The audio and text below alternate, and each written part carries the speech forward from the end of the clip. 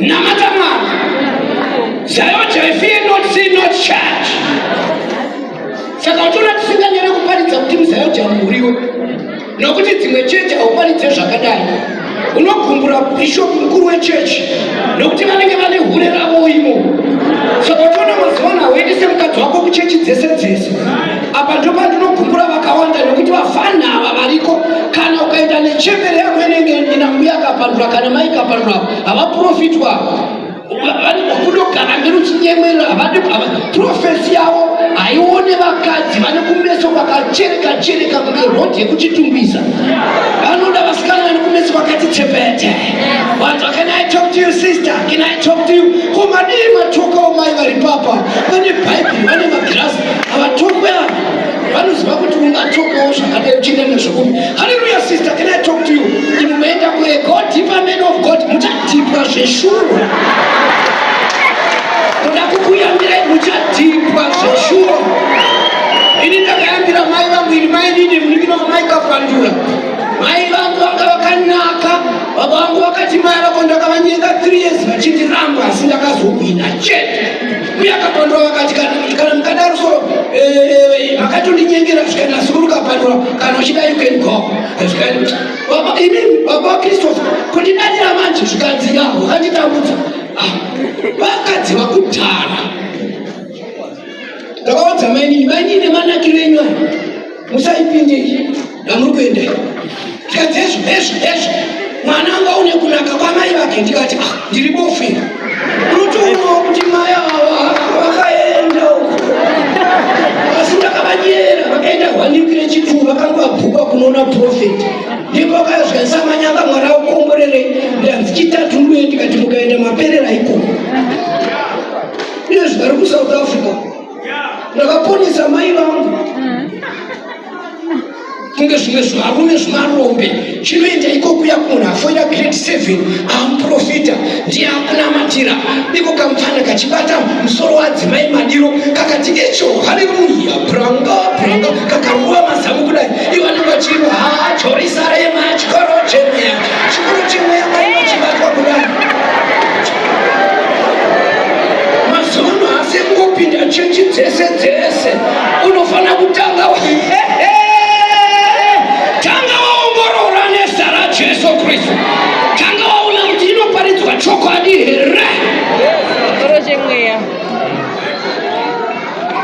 Endo afanira kuti watange direct kare icho chaenda kumusana. Jehovha kudzoka kuno Jehovha kanozamu kokwidza futi Jehovha ukona kakadzika so akarove direct ku99 kakati Jehovha ivi tipamanika mamweya ndikaita inononzwa kuti kapsi wauraya munhu kumasoko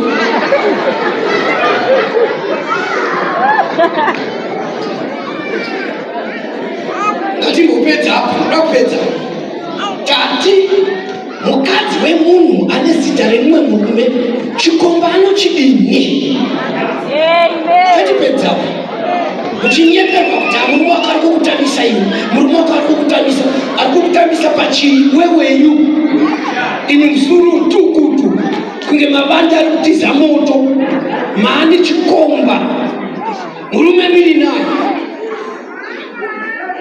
ini ndinotaura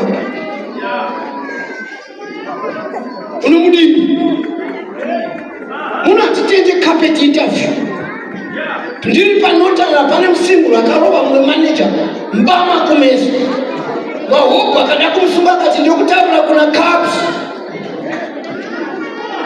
unofanira kurespekta mukuru zvikanzi haasi kujekesa kungoti ndakutorai asi mukazonzwisisa so muchakasika kusimuka mukazonzwisisa akati ndinonzwisise chii zvakakamdzemura mbama kumeso kureva kuti kana tikazoita mutamba kwese kunzungu nekunyimo unokasika kusimuka.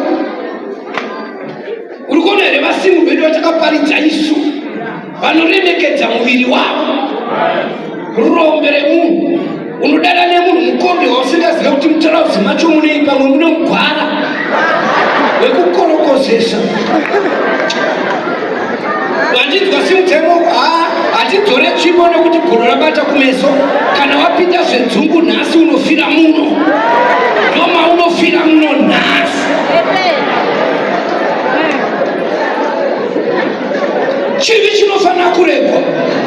Isaya akati tsvakai Jehovha achawanikwa, danaiko ari achiri pedyo, wakaipa ngaasiye nzira yake. Kwalitete ndoda kubuda apa ndine changed person, ndoda kunamata Mwari ndiri chisikwa chitsva. Jesu oti kune umwe murume, zvirokwazvo ndinoti kwauri, kana usingaberekwe kutsva hautongopinde muushe hwaMwari. Varume namadzimai, nhasi zuva rekupinda mumambo hwaMwari, nhasi zuva rekuberekwa patsva, nhasi zuva rekudzokera kuna Jehovha. Ngatimbopedza pachitsotsi apa. Inda usinganomate zvokupona. Tina vamwe vaKristu vasingasimbe for 2 years. Chingi chimotatarika nokuti hachina kubva kuzvakashata. Zvandakati musi uno kuprofensi wangu ekuguruve ndikati vese vatakagamuchidza Jesu tikabhabhatidza vasina kuunza mushonga endai munotora. Nokuti hakuna munhu mutema anotendoka akashayiwa kakano kana kabute kana kushayiwa jira nemudzimu kana mushonga kana kachindu kadende. Munobva kuchiweshekani kadende makaunzei.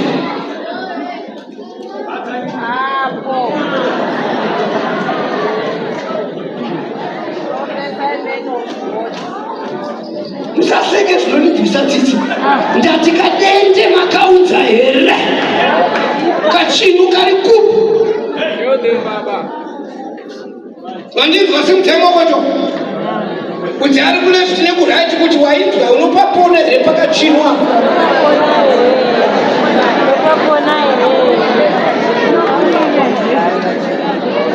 Ndiri kupedzera pana. Bhabhi rinoti wakatadza ngareke kutadzazve, neakaba ngareke kubazve, neakadzokera shure ngaadzokere kuna Jehovha Mwari.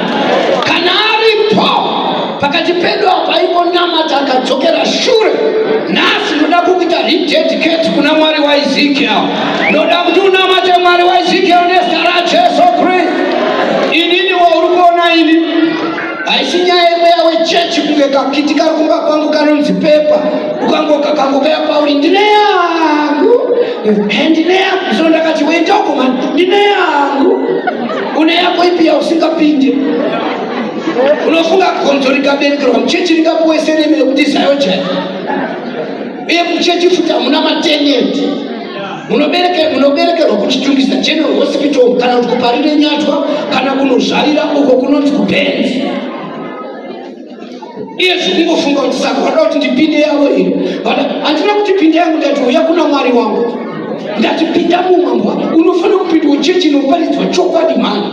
Zvikuru sei inoparidzwa noComrade Caps. Ini kuita bishop wako kufumerera maoko. Zvomerera. Ini kuita pastor wako kanja. Kama ndine yangu inyasekuru faino sepa ito paepo itapo. Katongo ipindao. Yochaifi ataipa ndikapinda sekuru Tobias. Ndine chimbo yangu yakakanzi LMP amoti yaireve. Ndati ndikaibata sowa komana musi weSabata. Ndikati kanoriya wa Jerusalemoko. Ndendere tichitarisa atrocification. Asi ndasangana naMwari waEzekiel. Upenyu hwakashanduka nezita raJesu Kristu. Ndasangana naye akandipa rugare. Bhabhi rinoti wandiona upenyu wabikirwa nyasha naJehovha. Yesu kune mumwe akati ndine yangu. Hamurare munonotomoka. Munoona muchisvetuka makuva. Munodya nyama yamusina kubika imi madya nekofu. Kana kwangomira chete munenge muchitsenga nyama. Munomuka kuseni muchitsvaga tuchituma utswa tokunongonesa nyama yamusina kudya. Totichiuya kuna Mwari ndine yangu. Komadi ndinokufema wakati wamwenye wamugoni apa. Muneka unonodzero uvhundusa imbwepa next door.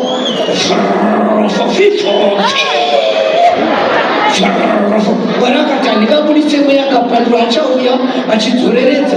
Saka wauya muno nhasi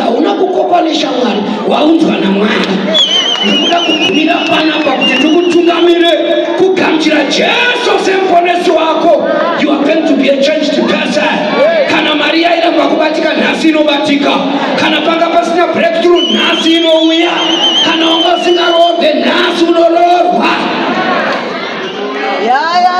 Jesu kuwapo wanotisi kuti akana maenda kuchechikoko meile zvatosa. No message yakumwenu wetinomurwenu imukona kuziva kuti mweya kusha kwenye kurangwa kuti tete vakafira kubhawari kuepwezi kunonzi kumanhede, uyu Jeserina akafira kumagada, akakarastibhoni kakafira kubooster. Vandinzwa simutsaimoko isaimoko pasi kudzava kwatatu kuti manzwere zvokutaura gandanga. Saka tiri kuti nhasi unofanira kudzokera kumba uri changed person. Ndagadzirira chandiunza kuno kuzengeza ndiwe chete nezita raJesu Kristu. Nhasi pane gamba parichapinda mumambo hwaMwari, pane gamba richabuda muno muri. Handina kuberekwa ndiri mufundisi shamwari, ndakaberekwa ndiri mutadziri. Ndakatendoka kuchigoi mu1970 musi wa3 March. Taita basa rekutamba zvibhagera namakumbe. Mukorekore bhururu wangu aibva kwachuta kuguruve kumusha kwedu. Tati tikati tinokunyisa, tainyisira futi zveshuwa. Asi takukuudza kuti tasangana naJesu. Nhasi ndiri pano, nhasi ndiri munhu ari kufara kupfuura vese pasi rese. Vanhu vaifara maningi takati tiri 2 ina mabaguti. Zvombo baguti zvakaita ndindasara kadzi. Yei mani, ungafarewo seni, ungava nerugare seni nezita raJesu Kristu.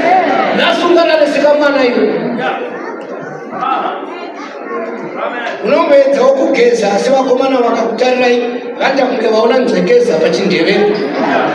Mukadarika apa munenge mazora tsvina.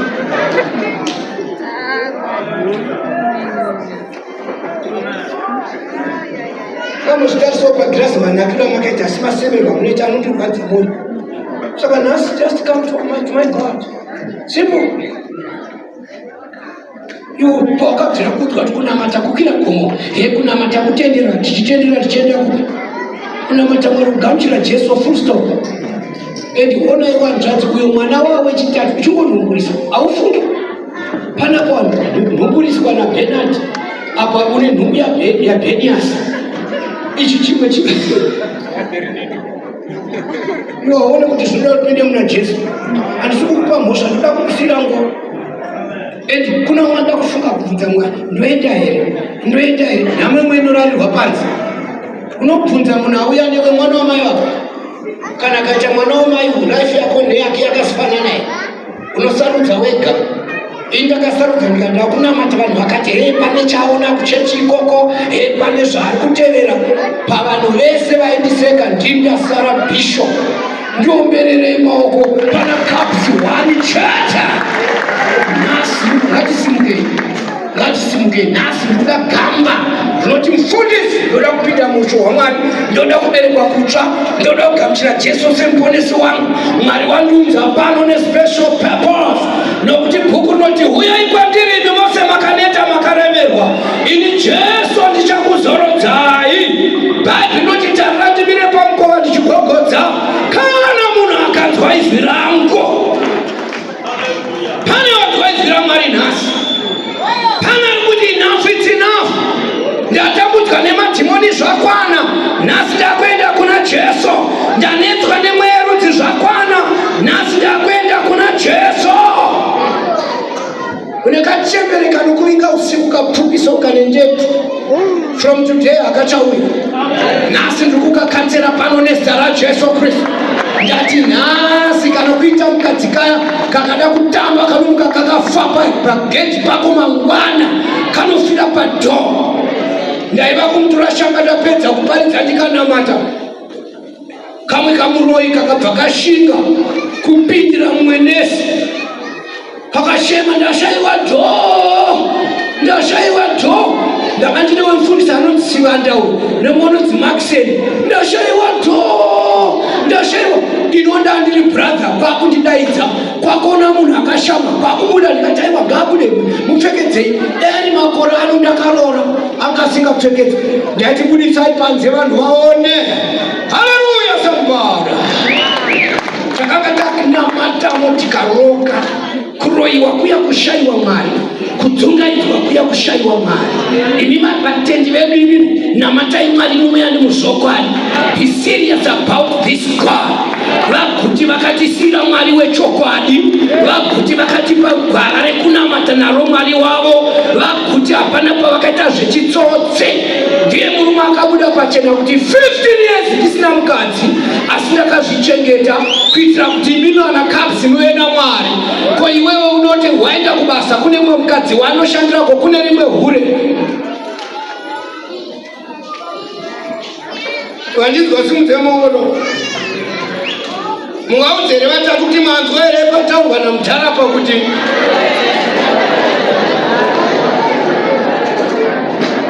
right. Ndisati ndabva panapa ndoda kunamatira special group revanhu vauya muno for the first time, nevakokwa neshamwari dzavo, nehanzwa kuti ndiri kuenda nhasi kunosangana namudhara wangu wauya. I'm here for you. Ndakapedza nemaelders nemadhikoni nezuro, ndingadai ndakadzokera, asi nokuda kwako nhasi ndiri pano. Nokuda kwako ndiwe wandavika kubva kuHarare kuya kuchitungwiza guta raAntonio. Ndavika iwe nezita raJesu Kristu. Nhasi pano chinoitika muupenyu, nhasi unogomborero rako riri pano, breakthrough yako riri pano, healing yako iri pano nhasi. Make up your mind. Tikuda kukotamisa misoro yedu tichiremekedza mwari waEzekiel. We may bow our heads right now as we respect this almighty